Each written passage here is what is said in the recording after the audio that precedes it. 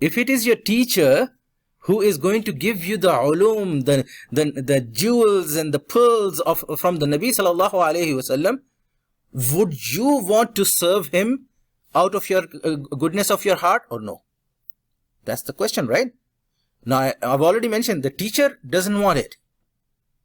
Sometimes your father doesn't want help, right? But when you help, he is still thankful to you. He's still grateful to you. He still makes dua for you, right? When you go home after eating food and everything, tell your mom, I'll wash the dishes today, right? She's gonna say like, no, it's okay. Don't do it. But you still help her out. She's gonna feel over the moon. Why? Because she realizes, you're feeling her difficulty and you're helping her out. So this is why for us, helping out the teacher in itself, that's a student's good quality. When the student starts to do it, it shows that he is matching up with the teacher in his frequency. Right? The teacher gives you a very boring lecture every single day. Would you want to help him? No. If you recognize him as still as a teacher, you would. Right? But if you consider him as some Hitler who is punishing you through all the boring material and everything, then probably you're going to say like, I'm just happy I'm out of the class. Right? So, this is why I said, when the relationship comes about and there is actually frequency match, you realize that this teacher is giving me something that helps nourish me, that helps satisfy me, then you are going to start worrying, I need to make sure he's all good. Right? So this genuine khidmah service that you are going to give to your teacher and everything, it is going to be unasked. Meaning, he is not going to ask for it, but you are going to go out of your way to do it. Right? And this khidmah, any khidmah that is offered where it has not been asked, it automatically becomes genuine. Because the person didn't ask for it. He's not expecting it. Right? So, in this case, the person is going to honestly, genuinely recognize it and make dua for you. So what are you going to do with regards to this is, know your teacher, anticipate his needs, fulfill those needs before the needs present themselves to the teacher.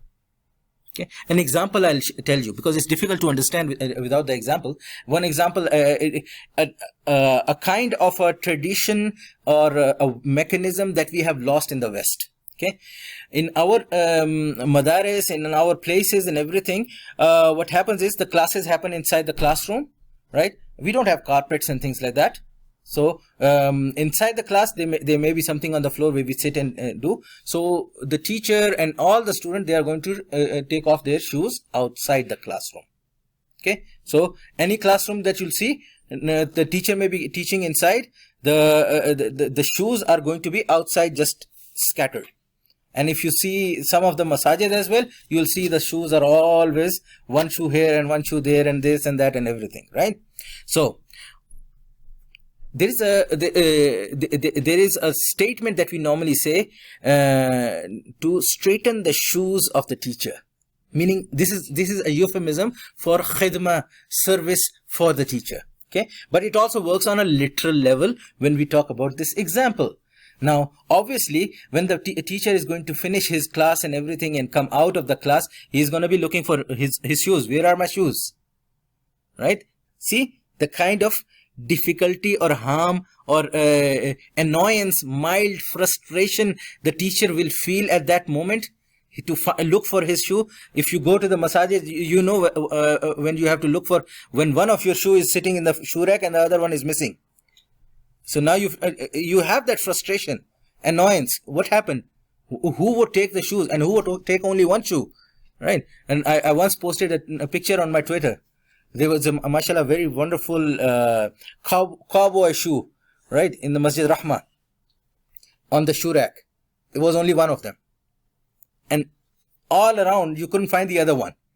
Right? So, like a barrage of questions come into your mind, right? Who would wear these shoes? And okay, somebody wore these shoes. Who would take these shoes? Okay, somebody took the shoe, but why would somebody take one shoe? Right? So this happens. This mild frustration and annoyance does come, right? So now what happens in our madrasa, students know from beforehand. They don't want the teacher to have that frustration. So they keep an eye on which shoes are the teachers. So as soon as the teacher goes in, the door closes to sit down and teach, they come from the outside and they fix the shoes, flip them away, like as if because the person is going to come out, he is going to wear the shoes straight. Right? It's a very small action. But the teacher recognizes that, oh, somebody had so much love in his heart, so much genuineness in his heart that he wanted to fix the shoes. Then there are students who actually not only keep this desire for khidmah and service for the teacher, but the other students too. So what they would do is, because all the shoes would be scattered, they would put the teacher's shoes straightened up, facing outward, and all the students' shoe other way around, and set them nicely. Right? So when you come out of the class and you see all the shoes are set up, it doesn't give you frustration. My shoes are right there. Both of them are sitting together, and you wear. So this is khidmah.